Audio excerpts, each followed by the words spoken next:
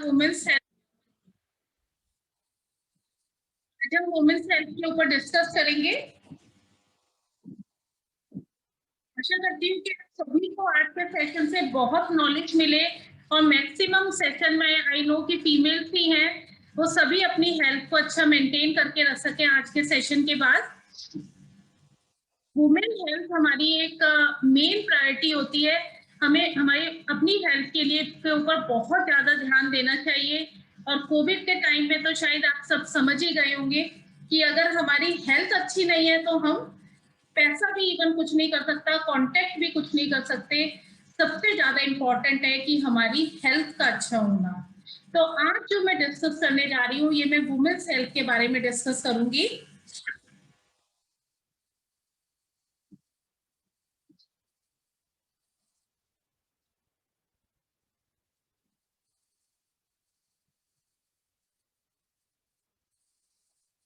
सबसे पहले हम वुमेन हाइजीन के बारे में डिस्कस करेंगे कि हाइजीन को मेंटेन करना हमारे लिए क्यों जरूरी है।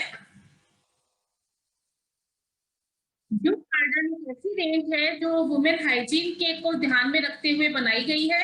इस रेंज में हम sanitary napkins, panty liners and intimate hygiene wash के बारे में डिस्कस करेंगे। हाइजीन जो होता है, वुमेन हाइजीन को मेंटेन करना बहुत जरूरी होता है। अगर इसको मेंटेन नहीं करते हैं तो बहुत सारी हेल्थ प्रॉब्लम्स आ सकती हैं। उसमें जो कॉमन प्रॉब्लम है वो है स्किन से रिलेटेड प्रॉब्लम और सर्विकल कैंसर की प्रॉब्लम। जो सर्विकल कैंसर की प्रॉब्लम होती है वो वुमेन हाइजीन को मेंटेन ना करने के कारण ही होती है। जैसे कि आप जानते हैं कि जो हमारा इंटीमेट एरिया होता है वहां लगातार स्वेटिंग होती रहती है। मेंस्ट्रुएशन के टाइम पर गंदा ब्लड डिस्चार्ज होता रहता है और भी कई तरह के वेजाइनल डिस्चार्ज है जो होते रहते हैं। तो ये डिस्चार्ज जो है हमारे उस एरिया में बैक्टीरिया की ग्रोथ को पैदा कर देता है। और अगर हम उस हाइजीन को मेंटेन नहीं करते हैं तो ये बैक्टीरिया हम और फंगस जो है हमारी बॉडी में, हमारे यूट्रस में अंदर एंटर कर जाती है, जो कि लेटर एज में जाके जब आप 45 प्लस की एज में पहुंचते हैं, आपका मेनोपॉज वाला टाइम आता है, तो बहुत से लोगों के जिन्होंने अपने यंग एज में इस हाइजीन को मेंटेन नहीं किया होता है तो उस एज में जाके वो लोग ज्यादातर सर्विक्स कैंसर की प्रॉब्लम से सफर करने लग जाते हैं। तो बहुत जरूरी है कि हम फीमेल हाइजीन को मेंटेन करके रखें। और इसलिए भी बहुत ज्यादा जरूरी है कि जैसे आप देखते हैं कि हर फीमेल जो है अपनी किचन में खाना बनाती है, बच्चों की देखभाल करती है।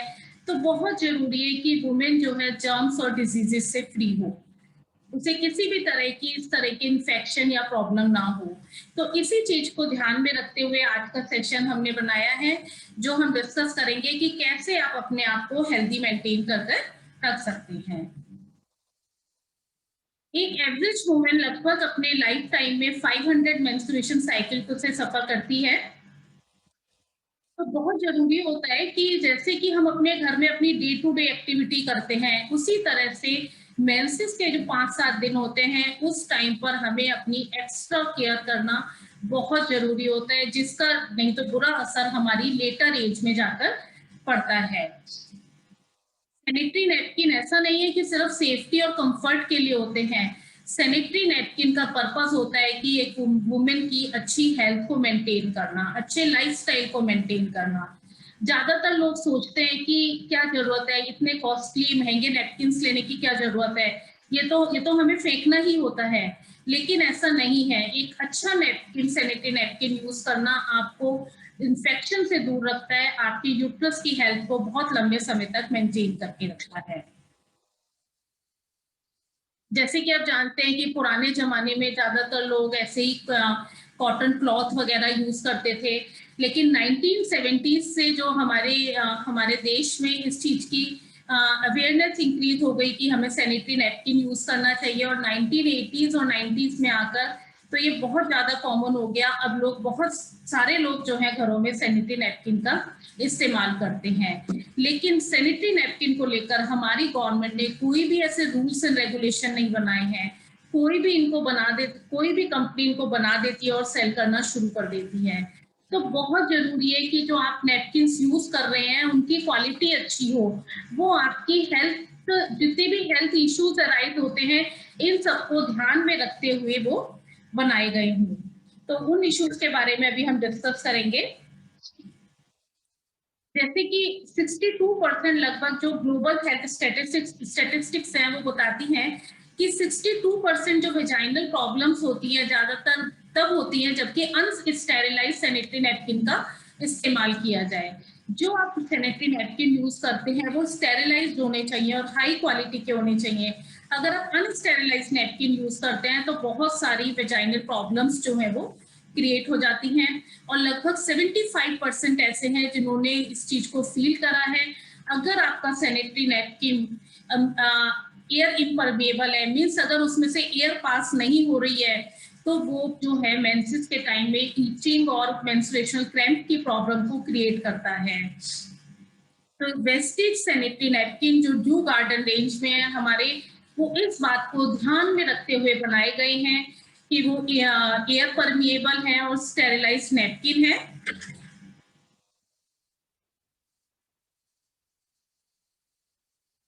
जैसे कि मैं बताऊं, आज भी बहुत सारे लोग ऐसे हैं कि जो कि सैनिटरी नैपकिन का इस्तेमाल कम करते हैं। ये जो मैं आपको स्टडी दिखा रही हूँ 2011 की है। 2011 में एक पर्टिकुलर एरिया में सर्वे किया गया जहां पाया गया कि वहां पे 355 वुमेन ऐसी हैं जो कि मेंस्ट्रुएटिंग वुमेन है 355, और उसमें से सिर्फ 42 वुमेन जो है लगभग वो सैनिटरी नैपकिन का इस्तेमाल करती हैं। बाकी लोग जो हैं बैंडेज वगैरह का इस्तेमाल करते हैं। तो ये अवेयरनेस होना बहुत जरूरी है। आपकी फैमिली में भी सभी लोगों को नैपकिन का इस्तेमाल करना बहुत जरूरी है, जरूर यूज करना चाहिए। यहाँ हमारे पास ड्यू गार्डन सैनिटरी नैपकिन हैं, ये 10 के पैक में आते हैं, जिसमें 4 जो है नाइट नैपकिन है और 6 जो है रेगुलर है। इन नैपकिन में क्या खास बात है, इसमें ग्रेफीन एनायन चिप लगी हुई है। इन नैपकिन के अंदर ये ग्रेफीन एनायन चिप जो है ये जस्ट लाइक एक मेटल स्ट्रिप होती है। ये हमारी ये एनर्जी को ट्रांसफर करने में हेल्प करती है और लाइट को ट्रांसफर करने में मदद करती है। तो ये ग्रेफीन मेटल चिप जो है नैपकिन के अंदर ये एम्बेडेड है। तो इसके होने से क्या होता है कि जो एयर है वो बहुत इजीली पास हो पाती है और एनर्जी पास हो पाती है। तो जिन लोगों को मेंस्ट्रुएशन क्रैम्प की प्रॉब्लम होती है उनके लिए ये बहुत हेल्पफुल होती है। ग्रेफीन आयनाइन चिप से मेंस्ट्रुएशनल क्रैम्प्स कम हो जाते हैं। ये ब्लड सर्कुलेशन को अच्छा करती है, जैसे कि जो पेन की प्रॉब्लम है वो नहीं होती। और जो भी मतलब जो हमारे मेंसेस से रिलेटेड जो गायनोलॉजिकल डिजीजेस है उससे हम अपनी बॉडी को बचा सकते हैं। ये टेम्परेचर को मेंटेन करने में मदद करती है। प्लस ये ग्रेफीन एनायन चिप के अंदर एक खास बात और है कि ये वहां पर बैक्टीरियल ग्रोथ को नहीं होने देती है। जैसे कि आप सभी जो जानते हैं जब ब्लड डिस्चार्ज होता है तो वो ब्लड जो है 3-4 घंटे तक हमारी बॉडी के कांटेक्ट में रहता है लगातार। तो जब वो बॉडी के और हमारी बॉडी का टेम्परेचर गर्म होता है, ज्यादा होता है बॉडी का टेम्परेचर, जब वो गर्म टेम्परेचर में 3-4 घंटे तक हमारी बॉडी के कांटेक्ट में रहता है तो वो वहां पे बैक्टीरिया और फंगस को ग्रोथ को स्टिमुलेट कर देता है। बैक्टीरिया और फंगस वहां पे ग्रो होने लग जाता है और जो बॉडी में आगे जाके इन्फेक्शन को क्रिएट करता है। और ये इन्फेक्शन अगर हम ज्यादा समय तक अपना नैपकिन चेंज नहीं करते हैं तो ये हमारे वेजाइना के थ्रू हमारे यूट्रस में भी एंटर कर जाता है, जो हमारे लिए बहुत ज्यादा हार्मफुल होता है, जो बहुत सारी हेल्थ प्रॉब्लम्स को क्रिएट करता है। तो हमारे नैपकिन्स के अंदर जो ग्रेफीन एनायन चिप है स्ट्रिप है, इसकी खास बात है कि ये एंटीबैक्टीरियल है। ये बैक्टीरिया की ग्रोथ को नहीं होने देती है, वहीं पर बैक्टीरिया को ये किल कर देती है, बैक्टीरिया को मल्टीप्लाई नहीं होने देती है। और जब आप इन नैपकिन्स का इस्तेमाल करते हैं तो आपको किसी भी तरह की बैड स्मेल नहीं आती, क्योंकि जब बैक्टीरिया ही ग्रो नहीं होगा तो स्मेल कैसे आएगी। क्योंकि ये एयर परमिएबल है इसलिए मेंस्ट्रुएशन क्रैम्प्स को कम करने में मदद करते हैं। जिन लोगों को भी मेंस्ट्रुअल क्रैम्प्स बहुत ज्यादा आते हैं उन्हें अगर आप ये वाले नैपकिन्स देते हैं तो उन्हें इसमें बहुत आराम मिलेगा। और ये हमारे मेंस्ट्रुअल पीरियड के टाइम पर प्रॉपर हमें कंफर्ट प्रोवाइड करने में नैपकिन मदद करते हैं। सेफ्टी के साथ साथ ये हमें कंफर्ट पूरा देते हैं।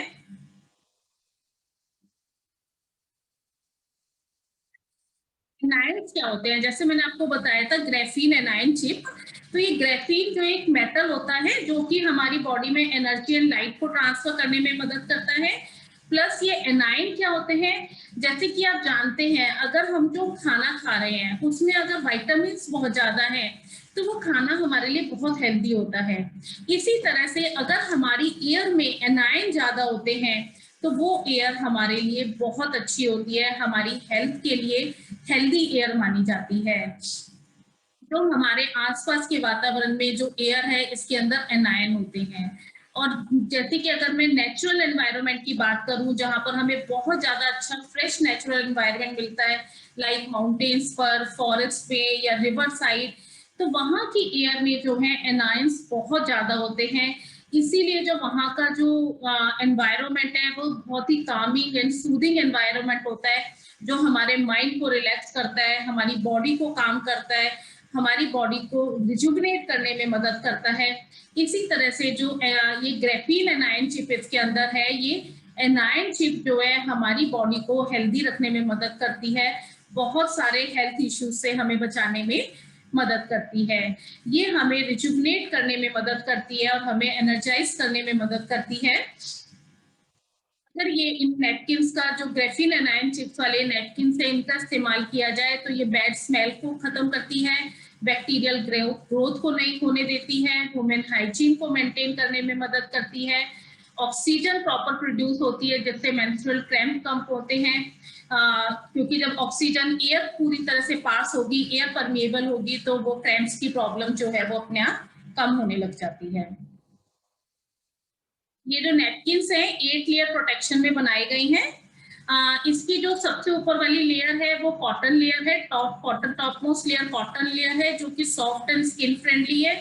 मार्केट में जो अदरवाइज नैपकिन्स आते हैं आप एक बार उसकी एयर ऊपर की लेयर को हटाकर आप उसको जला के देखें, तो आप जला के देखेंगे तो आप देखेंगे उसमें जलने के बाद प्लास्टिक वाली फीलिंग आपको आएगी, स्टिकीनेस एंड प्लास्टिक वाली फीलिंग आएगी।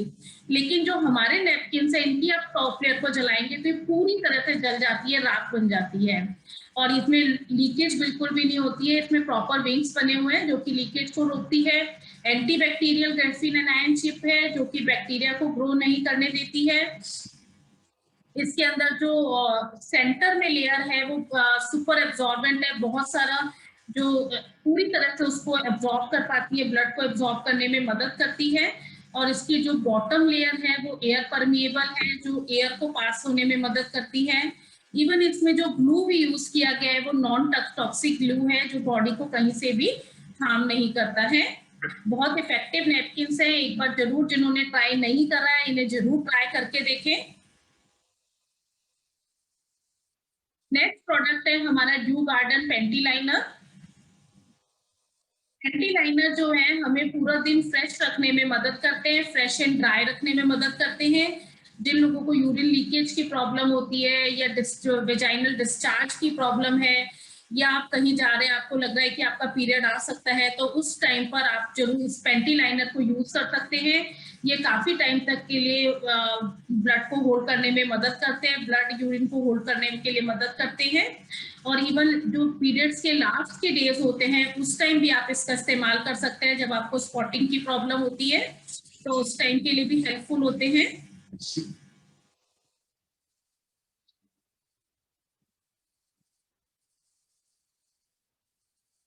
ये नैपकिन सुपर एब्जॉर्बेंट है, एंटीबैक्टीरियल है with graphene anion chip, 100% cotton top layer से बने हुए हैं।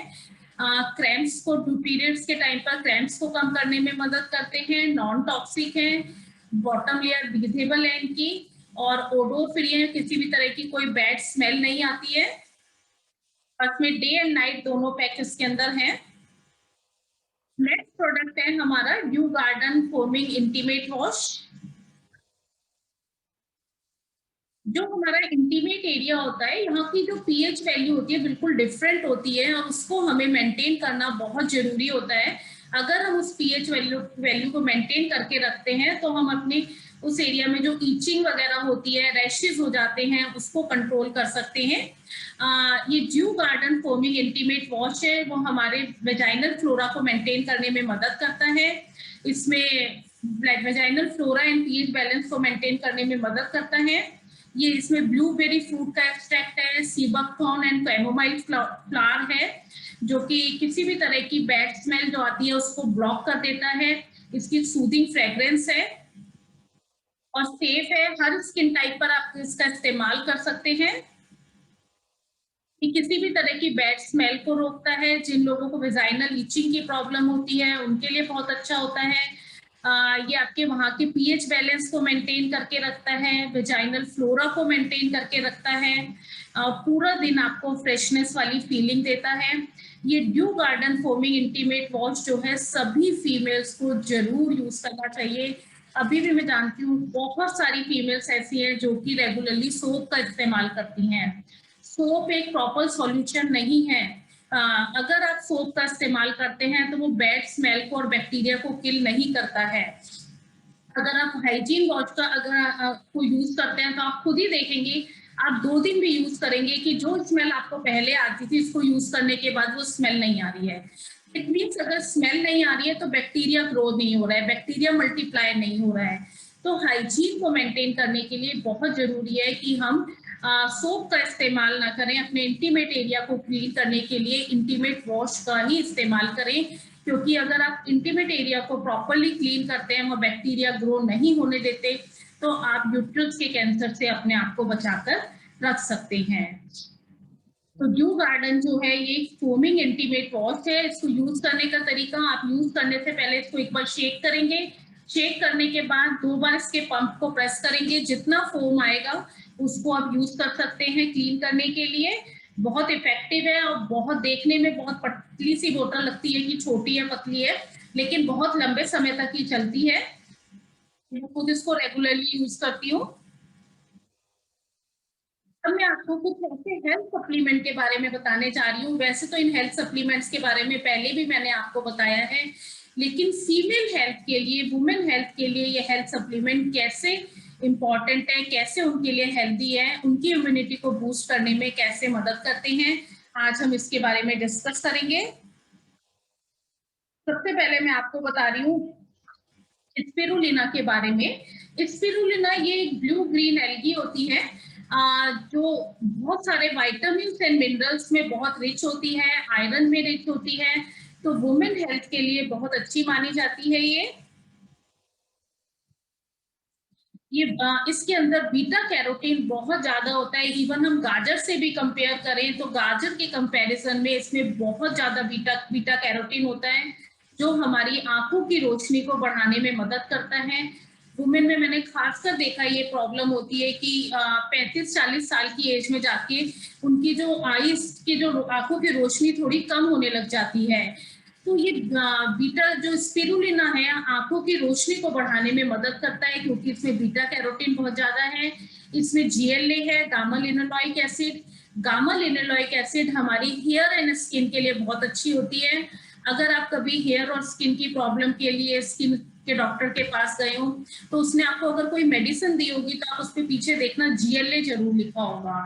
तो GLA जो है हमारे इसमें नेचुरल स्पिरुलिना के अंदर नेचुरली पाने वाला GLA है, गामा लिनोलोइक एसिड, जो हमारी बालों की शाइन, स्किन की शाइन, स्किन के टेक्सचर के लिए बहुत अच्छा होता है। स्किन और बालों को हेल्दी बना के रखता है।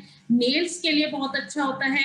इसमें विटामिन B12 है। फीमेल्स में नसों की प्रॉब्लम बहुत ज्यादा आती है, सियाटिका की प्रॉब्लम या सर्वाइकल की प्रॉब्लम, न्यूरो से रिलेटेड कोई भी प्रॉब्लम है तो उसके लिए B12 बहुत अच्छा होता है।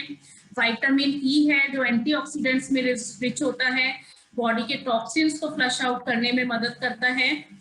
हेयर और स्किन के लिए भी बहुत अच्छा होता है विटामिन E। जिंक है जो हमारी बोन हेल्थ के लिए बहुत अच्छा होता है।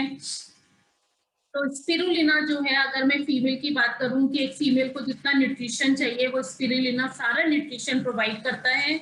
और पीरियड्स वाले टाइम में तो अगर मेंसेस वाला टाइम है उस टाइम अगर आप रेगुलरली नहीं भी ले रहे हैं तो उस टाइम आपको 7-8 दिन स्पिरुलिना जरूर लेना चाहिए। इसलिए मैं कह रही हूँ क्योंकि स्पिरुलिना जो है एक ऐसा सप्लीमेंट है जिसमें पूरा न्यूट्रिशन है सारा। जैसे हमारी बॉडी को हेल्दी रहने के लिए 47 न्यूट्रिशन की जरूरत होती है, उन 47 में से 46 न्यूट्रिशन जो है वो स्पिरुलिना प्रोवाइड कर देता है। तो पीरियड्स के टाइम क्या होता है, जब ब्लड फ्लो होता है, हमारी बॉडी से ब्लड लॉस होता है, तो उसके साथ साथ बहुत सारे इंपॉर्टेंट विटामिन मिनरल्स भी हमारी बॉडी से बाहर लॉस हो जाते हैं। तो स्पिरुलिना उस लॉस को मेंटेन करने में मदद करता है, आपके न्यूट्रिएंट को रिप्लेनिश करने में मदद करता है जो न्यूट्रिएंट लॉस हुआ है। और जिन लोगों को मेनोपॉज के टाइम पर हॉट फ्लैशेस आते हैं, उनके लिए बहुत जरूरी है, ये हॉट फ्लैशेस को रोकता है स्पिरुलिना। और इसके अंदर एंटी इंफ्लेमेटरी प्रॉपर्टीज भी होती हैं, जैसे बहुत सारे लोगों को क्या है, वाटर रिटेंशन की प्रॉब्लम होती है, बॉडी पे स्वेलिंग और वाटर रिटेंशन की प्रॉब्लम, मॉर्निंग में उठते हैं तो आंखें बिल्कुल स्वेल करती हैं, तो उन लोगों के लिए भी स्पिरुलिना बहुत अच्छा होता है, क्योंकि इसमें एंटीऑक्सीडेंट्स बहुत ज्यादा हैं और ये ब्लॉटिंग को, किसी भी तरह की ब्लॉटिंग एंड स्वेलिंग को कम करने में मदद करता है।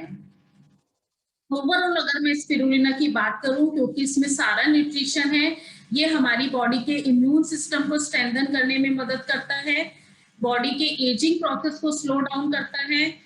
अगर आपने देखा हो तो अगर आपको मालूम है तो कछुआ जो है वो क्या खाता है, वो सबसे ज्यादा ये एल्गी ही खाता है, और कछुए की लाइफ जो होती है ना 300-400 साल तक वो जीता है। तो स्पिरुलिना एक ऐसा प्रोडक्ट है, अगर आप रेगुलरली लेते हैं तो ये आपकी एज को बढ़ाने में भी मदद करता है, ये एंटी एज ये एजिंग को कम कर देता है और आपकी उम्र को बढ़ाने में मदद करता है। ये हमारी ब्रेन हेल्थ के लिए बहुत अच्छा होता है, आपके फोकस, आपके कंसंट्रेशन को इंक्रीज करता है, स्किन को हेल्दी बनाने में मदद करता है, क्योंकि इसमें सारे एसेंशियल एमिनो एसिड्स हैं जो हमारे स्किन के कोलेजन और इलास्टिन को बूस्ट करने में मदद करते हैं, बॉडी के मेटाबॉलिज्म को बूस्ट करने में मदद करता है, फैट को बर्न करने में मदद करता है, बॉडी को डिटॉक्सिफाई करने में मदद करता है, बॉडी के टॉक्सिन्स को फ्लश आउट करने में। स्पिरुलिना एक सुपर फूड माना जाता है कि ये एक ऐसा फूड है जो आपको हर तरीके से आपकी बॉडी को हेल्दी बनाने में मदद करता है। लेकिन कुछ लोग ऐसे हैं जिनको आप स्पिरुलिना नहीं दे सकते, वो मैं भी आपको थोड़ी देर बाद बताऊंगी कि किन किन लोगों को नहीं देना है, और जो स्पिरुलिना ले रहे हैं उन्हें साथ में क्या लेना है जिससे ये बॉडी में पूरी तरह से एब्जॉर्ब हो जाए और उसका कोई भी साइड इफेक्ट्स ना हो। नेक्स्ट प्रोडक्ट जो मैं आपको बता रही हूँ, नोनी। नोनी एक तरह का फूड है जो लगभग 2000 सालों से आयुर्वेदा में इसको यूज किया जा रहा है। ये एंटीऑक्सीडेंट्स में बहुत ज्यादा रिच होता है, विटामिन सी में बहुत रिच होता है और पोटेशियम में बहुत ज्यादा रिच होता है। नोनी के अंदर एक जेरोनाइन होता है। जेरोनाइन क्या करता है, हमारे सेल्स के पोर्स को एनलार्ज करके क्लीन करने में मदद करता है, मीन्स हमारे सेल्स की गंदगी को निकालने में मदद करता है। नोनी जो है हमारे बॉडी के अंदर से क्लेंजिंग इफेक्ट होता है जो हमारे सेल्स को क्लेंज करता है, प्लस ये जिनको प्री मेंस्ट्रुएशन सिंड्रोम के टाइम पे जैसे जो भी इरिटेशन टाइप की होती है, हार्मोनल इम्बैलेंस होता है, उसको कंट्रोल करने में मदद करता है। ये एंटी कार्सिनोजेनिक होता है, बॉडी में कहीं भी किसी सिस्ट को डेवलप नहीं होने देता। अगर बॉडी में किसी कहीं भी जैसे ओवरीज में या यूट्रस में पीसीओडी की, पीसीओएस की प्रॉब्लम है, कहीं भी जैसे सिस्ट टाइप की बन गई है, तो उस सिस्ट को ब्रेक डाउन करने में मदद करता है। बालों को और स्किन को हेल्दी बनाने में मदद करता है। बोन हेल्थ के लिए बहुत अच्छा होता है। जिन लोगों को माइग्रेन की प्रॉब्लम है और सर्वाइकल की प्रॉब्लम है, उनके लिए बहुत अच्छे होता है। अगर आप लगातार 1 महीने भी नोनी लेते हैं तो आपको माइग्रेन और सर्वाइकल की प्रॉब्लम में बहुत हेल्प मिलती है नोनी से। फीमेल में ये माइग्रेन और सर्वाइकल की एक बहुत ही कॉमन प्रॉब्लम है जो बहुत सारी फीमेल्स में आपको मिल जाएगी ये प्रॉब्लम। नोनी का लेने का भी तरीका कैसा है वो मैं आपको भी थोड़ी देर में बताऊंगी, और किसको नहीं लेना है ये भी बताऊंगी। नेक्स्ट प्रोडक्ट जो मैं फीमेल इम्यूनिटी बूस्ट में बता रही हूँ वो है एलोवेरा। एलोवेरा जो एक ठंडी तासीर का प्रोडक्ट होता है, ये एलोवेरा की तासीर ठंडी होती है और 2000 सालों से इसको आयुर्वेदा में यूज किया जा रहा है। इसका जो मेन जो इसका यूज है वो अपने बॉडी को हेल्दी बनाने के लिए और यंग बनाने के लिए इसका इस्तेमाल किया जाता है। ये बॉडी को रिजुवनेट करने में मदद करता है, हील अप करता है बॉडी को, और पूरी बॉडी में इसका सूदिंग एंड कामिंग इफेक्ट होता है। ये जनरल हेल्थ को प्रमोट करने में मदद करता है। अगर मैं एलोवेरा के बेनिफिट्स बताऊं तो इसमें एंटीऑक्सीडेंट प्रॉपर्टीज होती हैं, तो ये टॉक्सिन्स को, जितना भी आपकी बॉडी के अंदर टॉक्सिन्स है, फूड के थ्रू जा रहा है या मेटाबॉलिज्म के थ्रू जितने भी फ्री रेडिकल्स आ रहे हैं, उनके इफेक्ट को न्यूट्रलाइज करने में मदद करता है। स्किन को सुंदर बना के रखता है, दांतों के अंदर अगर कैविटीज हो गई हैं तो उनको हील अप करने में मदद करता है। इवन आप रेगुलरली एलोवेरा ले रहे हैं तो दांतों में कैविटीज नहीं होती हैं इसको लेने से। जिन लोगों को कॉन्स्टिपेशन की प्रॉब्लम है उनके लिए बहुत हेल्पफुल होता है। रिंकल्स को कम करने में मदद करता है। जो लोग डायबिटिक हैं उन्हें रेगुलरली एलोवेरा लेना चाहिए। ये ब्लड शुगर लेवल को लो करने में मदद करता है, ब्लड शुगर लेवल को मेंटेन करता है। और कहीं भी कोई जल गया है या बॉडी पे किसी भी तरह की टैनिंग हो गई है, फेस पे टैनिंग हो गई है या बैक पे टैनिंग हो गई है, तो उस केस में भी एलोवेरा बहुत हेल्पफुल होता है। आप इसको रेगुलरली लें और उस केस में आप इसको किसी चीज के अंदर, पानी के अंदर या मिल्क के अंदर डाल के उस पोर्शन पे लगा भी सकते हैं, तो लगाने से ये टैनिंग को और कम करने में मदद करेगा। नेक्स्ट प्रोडक्ट है आंवला। आंवला भी बहुत 3000 सालों से लगभग मेडिसिनल पर्पस के लिए यूज किया जा रहा है। आंवला जो है विटामिन सी का एक नेचुरल सोर्स है जो बहुत इफेक्टिव है। और अगर हम संतरों की बात करें तो संतरों के कंपैरिजन में इसमें 30 गुना ज्यादा विटामिन सी होता है। Richest source of vitamin C जो है वो आंवला माना जाता है। इसमें विटामिन सी के साथ साथ कुछ मिनरल्स भी हैं जैसे कैल्शियम, फास्फोरस एंड आयरन। और आंवला जो है एक नेचुरल एंटीऑक्सीडेंट भी माना जाता है जो बॉडी के टॉक्सिन्स को निकालने में मदद करता है।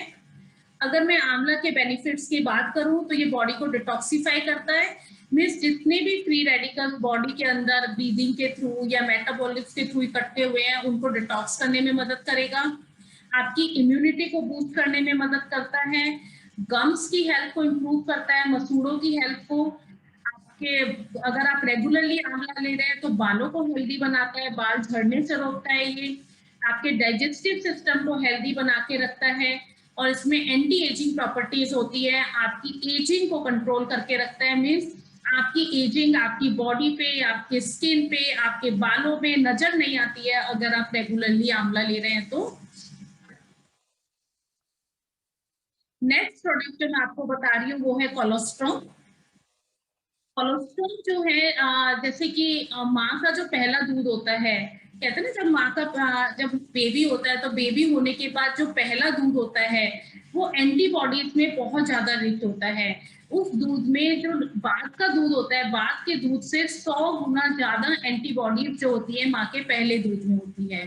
अगर आज से मैं कुछ समय पहले की बात करूं, अगर 25-30 साल पहले की बात करूं, तो क्या होता था, लोगों में इतनी अवेयरनेस नहीं थी। तो जब बेबी होता था तो पहले दूध को निकाल दिया जाता था, निकालने के बाद फिर बाद का दूध बच्चे को पिलाया जाता था। लेकिन जो पहला दूध होता है वो बाद में पता चला स्टडीज के बाद कि ये पहला दूध जो है ये बाप के दूध से बहुत ज्यादा अच्छा होता है। उसमें बाप के दूध से लगभग 100 गुना ज्यादा एंटीबॉडीज होती हैं जो बच्चों की ओवरऑल हेल्थ को बढ़ाने में मदद करता है, बच्चों की ब्रेन हेल्थ, बच्चों का ब्रेन शार्प बनता है इससे। और बच्चों की बॉडी में एंटीबॉडीज जो है बहुत ज्यादा बनती हैं अगर हम पहला वाला दूध बच्चे को पिलाते हैं। तो ये जो दूध होता है वो इम्यूनोग्लोबिन में बहुत ज्यादा रिच होता है जो पूरी जिंदगी बच्चों को रोगों से लड़ने की शक्ति देता है। इसीलिए आजकल बहुत सारी ऐसी एनजीओज भी हैं जो इस चीज के बारे में लोगों में अवेयरनेस क्रिएट कर रही हैं कि माँ का पहला दूध जो है उसको निकालना नहीं चाहिए, वो बच्चे को ही पिलाना चाहिए। तो यहाँ कोलोस्ट्रॉम की बात कर रही हूँ। कोलोस्ट्रॉम जो है ये गाय का पहला दूध है।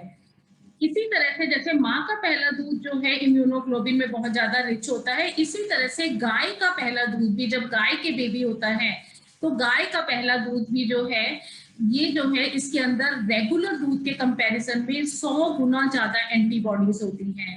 तो ये कोलोस्ट्रॉम जो है ये बच्चों में रोगों से लड़ने की शक्ति देता है। इसमें बहुत ज्यादा एंटीबॉडीज हैं, इसमें बहुत सारे ऐसे एसेंशियल विटामिन एंड मिनरल्स हैं, इवन बहुत सारे एमिनो एसिड्स हैं जो बच्चों को रोगों से लड़ने की शक्ति देते हैं, बच्चों की इम्यूनिटी को बूस्ट करने में मदद करते हैं। बच्चों की और बड़ों की सभी इसको इम्यूनिटी बूस्ट के लिए ले सकते हैं। इसके अंदर बहुत सारे ऐसे इम्यून फैक्टर्स हैं जो इम्यूनिटी को बूस्ट करते हैं, इम्यूनोग्लोबिन्स हैं जिससे बॉडी में बहुत ज्यादा एंटीबॉडीज बनती हैं।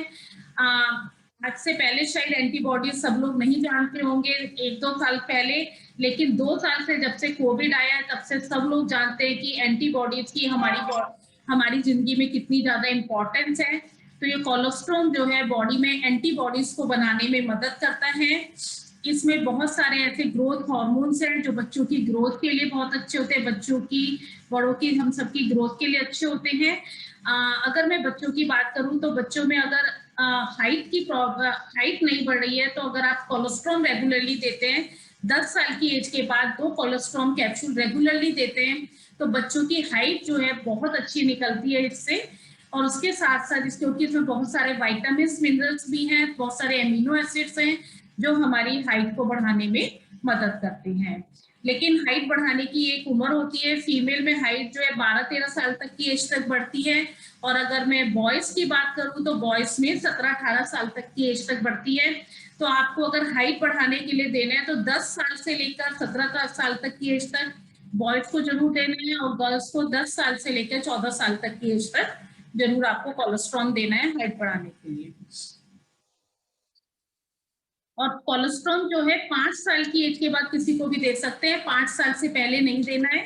अगर मैं इसके बेनिफिट्स को समराइज करूं तो ये हमारे इम्यून सिस्टम को बूस्ट करते हैं, किसी भी तरह का बॉडी में कोई एलर्जिक रिएक्शन नहीं होने देते हैं, हमारी बॉडी के सेल्स को रिपेयर करने में मदद करते हैं, जो हम खाना खाते हैं वो खाना हमारी बॉडी में पूरा एब्जॉर्ब हो जाता है, इससे हमारी स्किन की इलास्टिसिटी को मेंटेन करने में मदद करते हैं, बॉडी को एनर्जाइज करते हैं, और ओवरऑल हमारी बॉडी के लिए बहुत ज्यादा हेल्दी होते हैं। तो देना किसको है, किस एज में ये बहुत, वैसे तो हर कोई ले सकता है, लेकिन अगर मैं टीन एज तक की बात करूं तो सभी को जरूर देना चाहिए। टीन एज वाला जो फेज होता है गर्ल्स का, वो ग्रोथ फेज होता है, उस टाइम पर जरूर देना है। और एक बड़ी एज में जब मतलब कि जो 60 इयर्स की एज के बाद जरूर कोलेस्ट्रॉल देना चाहिए। 60 इयर्स की एज के बाद ज्यादातर क्या होता है, हमारी बॉडी की न्यूट्रिएंट को एब्जॉर्ब करने की कैपेसिटी जो है वो कम होने लग जाती है।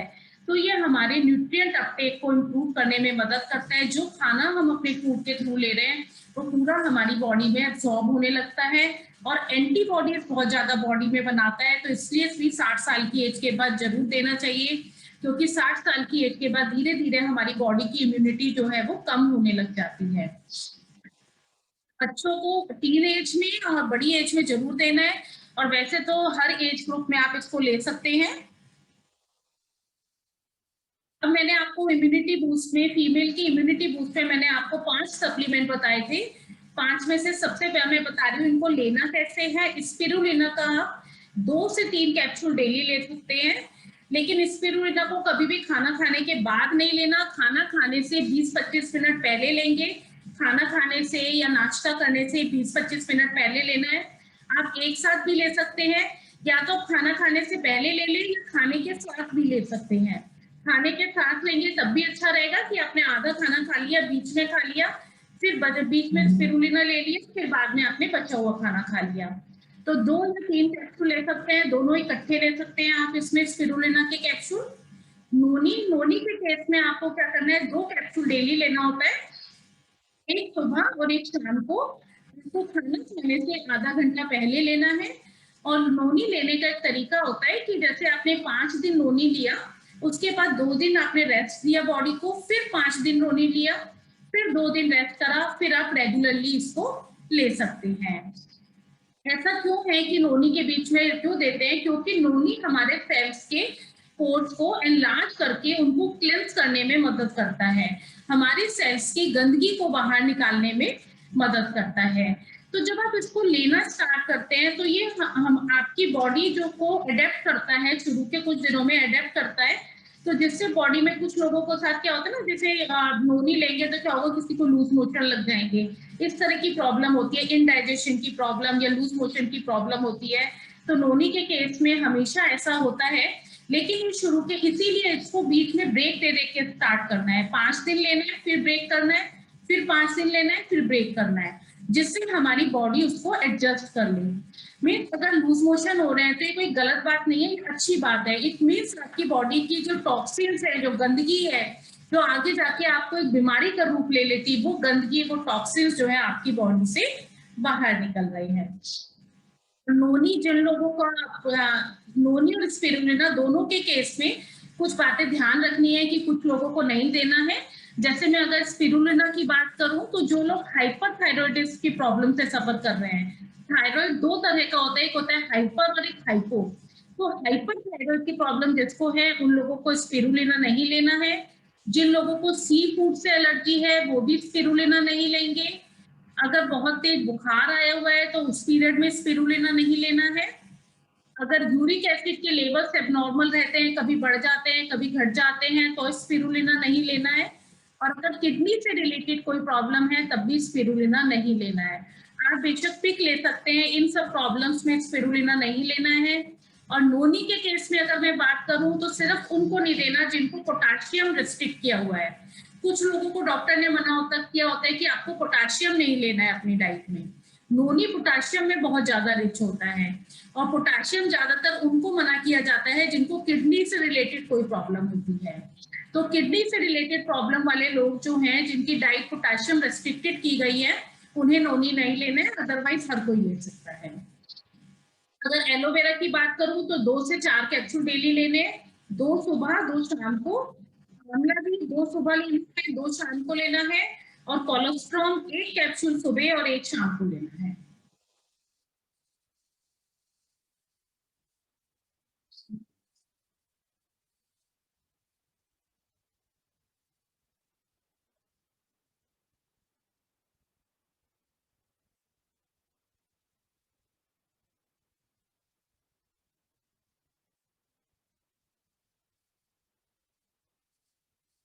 मैं वुमेन्स हेल्थ के 3 प्रोडक्ट के बारे में बताने जा रही हूँ।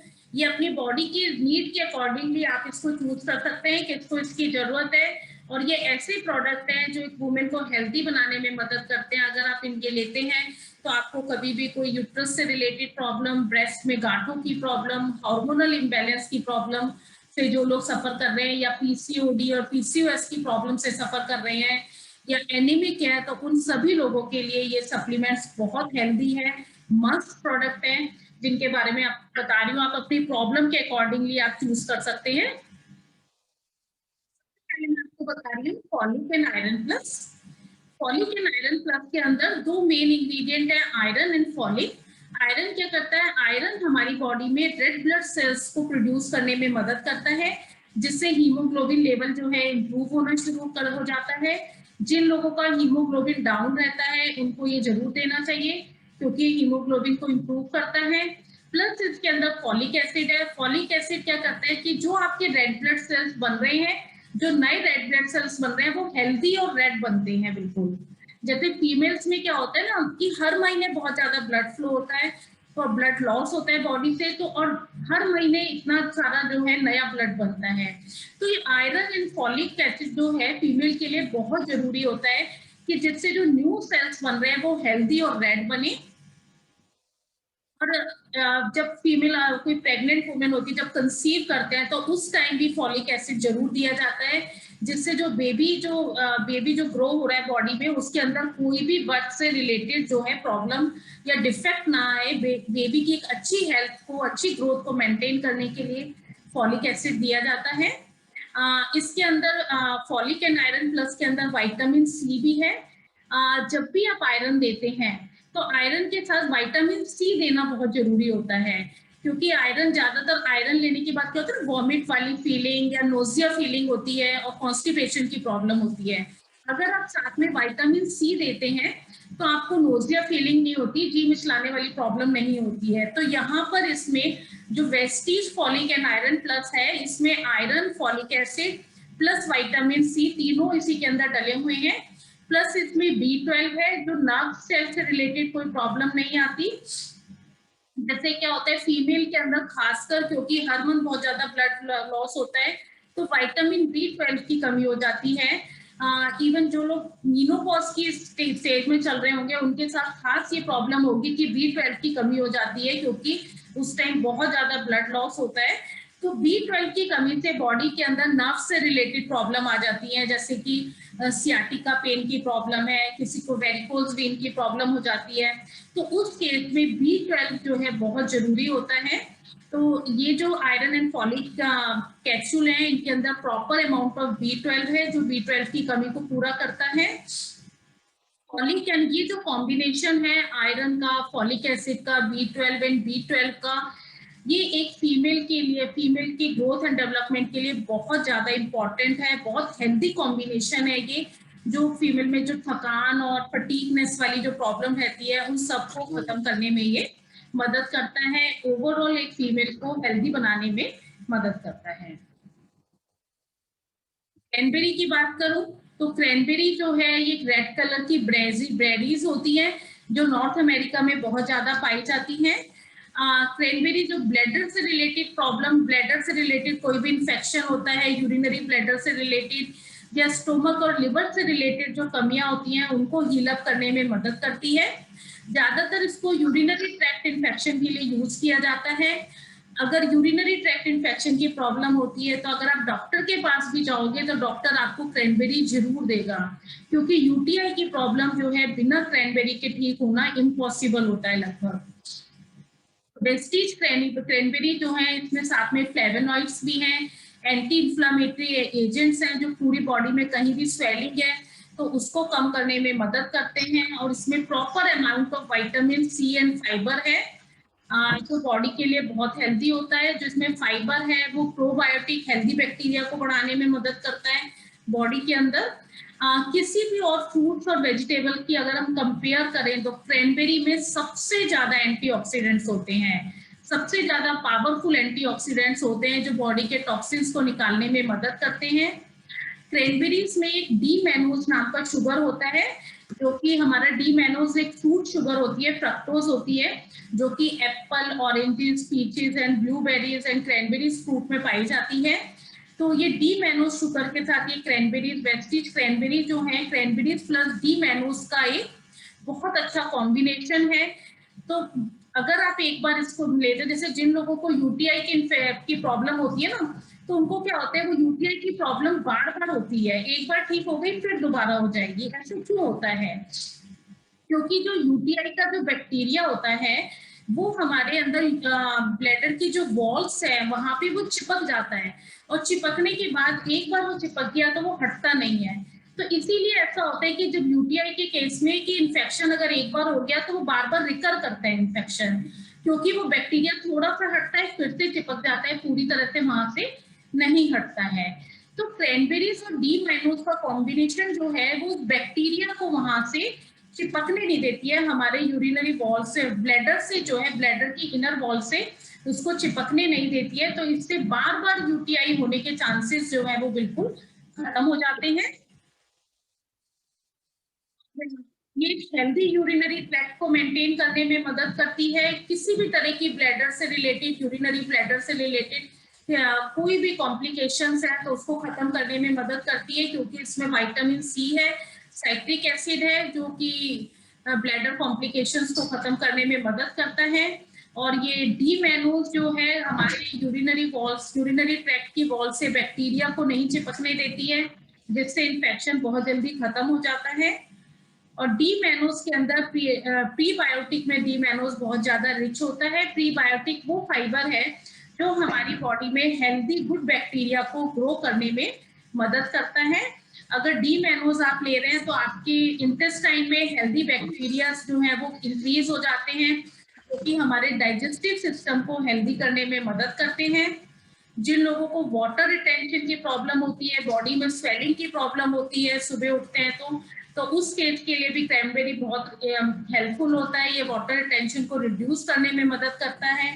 इसमें एंटी एजिंग प्रॉपर्टीज होती है। अगर आप रेगुलरली एक क्रैनबेरी डेली ले रहे हैं तो हमारे स्किन के इलास्टिन एंड कोलेजन को, ये हमारी स्किन के मैट्रिक्स को और इलास्टिन एंड कोलेजन को बूस्ट करने में मदद करता है। स्किन की मैट्रिक्स को बहुत लंबे समय तक टाइट रखता है, जिससे आप स्किन को लिफ्ट अप कर सकते हैं और अपनी स्किन को रिंकल से बचा सकते हैं।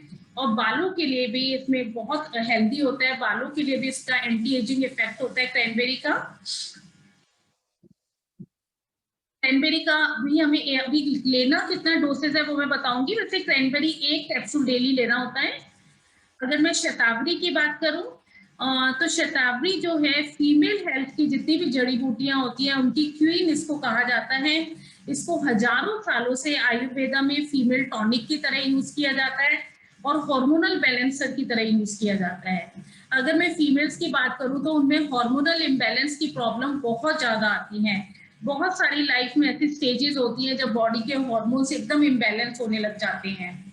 तो शतावरी अगर आप रेगुलरली ले रहे हैं तो बॉडी के हार्मोन्स को बैलेंस करने में मदद करता है, हमारी बॉडी के सर्कुलेशन को मेंटेन करता है, नर्वस सिस्टम को हेल्दी बनाने में मदद करता है। और जो लोग मीनोपॉज में चल रहे हैं उन्हें जरूर शतावरी लेना चाहिए। मीनोपॉज के टाइम क्या होता है, हमारी बॉडी में ईस्ट्रोजन हार्मोन के लेवल जो है वो गिरने लग जाते हैं। इसी के कारण जो मीनोपॉज के टाइम में बहुत ज्यादा इरिटेशन होती है, हॉट फ्लैशेस आते हैं, स्किन में एकदम चेंजेस आ जाते हैं, बॉडी में ड्राइनेस आ जाती है, स्किन में फाइन लाइन रिंकल्स पड़ने लग जाते हैं, स्किन सैग करने लग जाती है। ऐसे क्यों होता है? क्योंकि हमारी बॉडी में ईस्ट्रोजन लेवल्स डाउन होने लग जाते हैं। शतावरी जो है प्योरली प्लांट ईस्ट्रोजन होती है।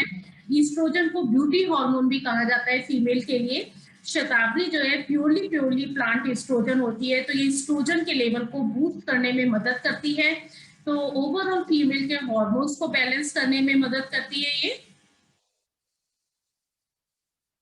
अगर वेस्टी शतावरी की बात करूं तो ये 3 इंग्रेडिएंट्स का कॉम्बिनेशन है, शतावरी, अशोका, लिकोराइस। ये तीनों ही इंग्रेडिएंट मिलके ओवरऑल फीमेल के रिप्रोडक्टिव सिस्टम को हेल्दी बनाते हैं, प्लस हार्मोन्स को बैलेंस करने में मदद करते हैं। अगर मैं शतावरी की बात करूं तो जिन लोगों की मेंस्ट्रुएशन साइकिल इरेगुलर होती है, कि जैसे टाइम गैप ज्यादा आ जाता है, रेगुलर नहीं आती है, उनके लिए बहुत अच्छा, उनको जरूर देना चाहिए। जिनको प्री मेंस्ट्रुएशन सिंड्रोम की प्रॉब्लम है उनके लिए बहुत जरूरी होती है ये। जिनको मेंस्ट्रुएशन क्रैम्प बहुत ज्यादा आते हैं उनके लिए शतावरी बहुत हेल्दी होती है। और अगर मैं अशोका की बात करूं तो ये हमारी बॉडी में जैसे जिन लोगों को फ्लो बहुत ज्यादा होता है, ब्लड फ्लो बहुत ज्यादा है, तो उन लोगों के लिए अशोका बहुत हेल्दी होता है। अशोका जो है ब्लड फ्लो को रेगुलेट करने में मदद करता है। फ्लूइड बॉडी में कहीं भी वाटर रिटेंशन की प्रॉब्लम है उसको कम करता है। ब्लॉटिंग की प्रॉब्लम, जैसे पीरियड्स के टाइम पे ब्लॉटिंग हो जाती है, पीरियड्स के आगे पीछे के टाइम पे ब्लॉटिंग जो हो जाती है, उस प्रॉब्लम को कम करने में मदद करता है। मीनोपॉज के टाइम में फीमेल्स में ज्यादातर जैसे वेजाइनल ड्राइनेस की प्रॉब्लम, हॉट फ्लैशेस की प्रॉब्लम होती है, या नींद प्रॉपर नहीं आती है, रात में नींद पूरी तरह से नहीं आती है, तो उसके लिए शतावरी मैक्स बहुत हेल्दी होता है। प्लस इसमें जो लिकोराइड डला हुआ है, ये कहीं भी बॉडी में कोई सिस्ट बन गई है तो उस सिस्ट को ब्रेक करने में मदद करता है। अगर ब्रेस्ट में गांठें हो गई हैं या यूट्रस में किसी तरह की गांठें हो गई हैं तो लिकोराइड उन गांठों को ब्रेक करने में, तोड़ने में मदद करता है। तो ये आपको मैं कहीं भी बॉडी में ट्यूमर को ग्रो नहीं होने देता है। फीमेल रिप्रोडक्टिव ऑर्गन में कहीं भी ट्यूमर को नहीं बढ़ने देता है शतावरी। जो लोग ब्रेस्ट फीडिंग करते हैं उनके लिए, जैसे ब्रेस्ट फ्री लैक्टेशन वाला अगर पीरियड चल रहा है तो आप ब्रेस्ट फीडिंग के टाइम पर आप शतावरी दे सकते हैं। इससे ब्रेस्ट मिल्क का प्रोडक्शन जो है वो बढ़ जाता है। ओवरऑल अगर बात करें तो ये बॉडी के इम्यून सिस्टम को भी स्ट्रॉन्ग करने में मदद करता है। ये जो मैंने फीमेल वुमेन हेल्थ के जो सप्लीमेंट्स बताए थे, इनको लेना कैसे है? अगर आयरन एंड फॉलिक एसिड की कैप्सूल की बात करूं तो 1 से 2 कैप्सूल डेली लेना होता है, 1 या 2। और अगर आप कैल्शियम भी ले रहे हैं तो आयरन और कैप्सूल के बीच में कम से कम 3 या 4 घंटे का गैप होना चाहिए, दोनों को साथ साथ नहीं लेना है। क्रैनबेरी के केस में भी आपको 1 या 2 कैप्सूल डेली लेना होता है, एक ही वैसे सफिशिएंट होता है। और इसको खाने के साथ लेना होता है, मीन्स जब आप खाना खा रहे हैं तो बीच में कैप्सूल लेंगे, फिर बचा हुआ खाना खाएंगे, जिससे ये पूरी तरह से आपकी बॉडी में अच्छी तरह से एब्जॉर्ब हो जाए और उसके आपको प्रॉपर बेनिफिट्स मिले। अगर हम शतावरी मैक्स की बात कर रहे हैं तो इसका भी हमें 1 या 2 कैप्सूल डेली लेना चाहिए खाने के साथ। या तो अगर एक कैप्सूल आपके दिन में अगर ज्यादा प्रॉब्लम नहीं है तो 1 कैप्सूल सफिशिएंट है, किसी भी टाइम ले सकते हैं। अगर पीरियड इरेगुलर है या मीनोपॉज वाला टाइम चल रहा है तो 2 कैप्सूल डेली आपको इसे लेना चाहिए। शतावरी के केस में कुछ कॉन्ट्रडिक्शन है कि कुछ लोगों को सूट नहीं करेगा। जिन लोगों को एस्पारागस एलर्जी है वो इसको अवॉइड करें, वो नहीं ले सकते हैं। किसी का अगर प्रोलैक्टिन बढ़ा हुआ है तो उस केस में आप शतावरी नहीं दे सकते। प्रोलैक्टिन बढ़ा हुआ है ये कैसे पता लगेगा? प्रोलैक्टिन तब बड़ा होता है जैसे कुछ लोगों के जैसे नॉर्मल मतलब कि जैसे जब बेबी होता है तब तो ब्रेस्ट मिल्क प्रोड्यूस होता है, लेकिन बेबी वाला प्रॉब्लम नहीं है, मतलब वो बेबी हुए टाइम हो चुका है, लेकिन फिर भी अगर कभी कभी ऐसा हो रहा है कि ब्रेस्ट से किसी भी तरह का कोई डिस्चार्ज हो रहा है या मिल्क निकल रहा है, तो इट मीन्स आपकी बॉडी में प्रोलैक्टिन हार्मोन बढ़ा हुआ है। तो उस केस में आपको शताब्दी नहीं लेना है। और भी प्रोलैक्टिन हार्मोन बढ़ा हुआ है इसका पता चलता है अगर आपके फेस पे बहुत ज्यादा बाल उगाए हैं, अचानक किसी बाल फेस के ऊपर उगाए हैं, तो इट मीन्स प्रोलैक्टिन हार्मोन बढ़ा हुआ है। तो उस केस में भी शताब्दी को अवॉइड करना है, नहीं लेना है। जिन लोगों की बॉडी में कफ बढ़ा हुआ है उनको भी शताब्दी नहीं लेना है। अदरवाइज आप किसी को भी शताब्दी दे सकते हैं। और अगर आपको नहीं पता चल पा रहा है तो आप 2-3 दिन लेकर देखें, जिन लोगों को सूट करता है वो लेते रहें, जिनको नहीं कर रहा तो उसको अवॉइड कर सकते हैं।